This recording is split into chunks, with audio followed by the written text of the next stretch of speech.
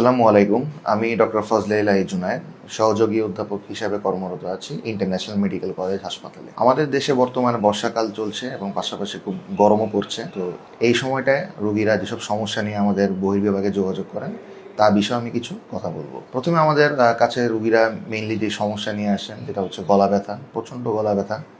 সাধারণত গলা ব্যথাটা আমরা দেখে থাকি টনসিলে ইনফেকশন বা টনসিলে প্রদাহ কারণে হয়ে থাকে, যেটাকে আমরা মেডিকেল ভাষায় অ্যাকিউট টনসিলাইটিস বলে থাকি। এবং পাশাপাশি রোগীরা অনেক ঘন ঘন ঠান্ডা কাশি নিয়ে আসে, ঘন ঘন সর্দি লাগে, কারণ এই সময়টায় দেখা যায় রোগীরা ঠান্ডা পানি পান করে এবং বাহিরেও খুব ধুলাবালি।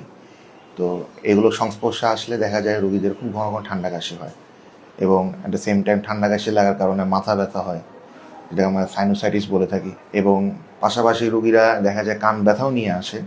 এটা সাধারণত এই ঠান্ডা লাগার কারণে অনেক সময় কান ব্যথা হয়। এটা যেহেতু ইউস্টিশনটিভ ডিসফাংশন এই একটা রোগের কারণে হয়ে থাকে, যেটার কারণে পরবর্তীতে আমাদের মধ্যকর্ণে পানি জমে থাকে এবং পরবর্তীতে এই মধ্যকর্ণে ইনফেকশন হয়ে থাকে।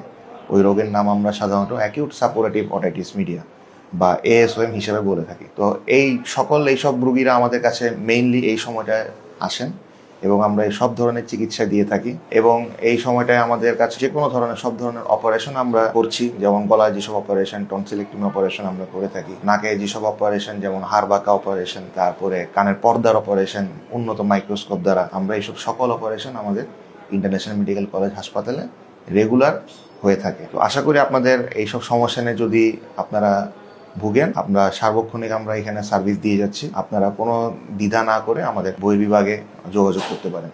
ধন্যবাদ। আসসালামু আলাইকুম।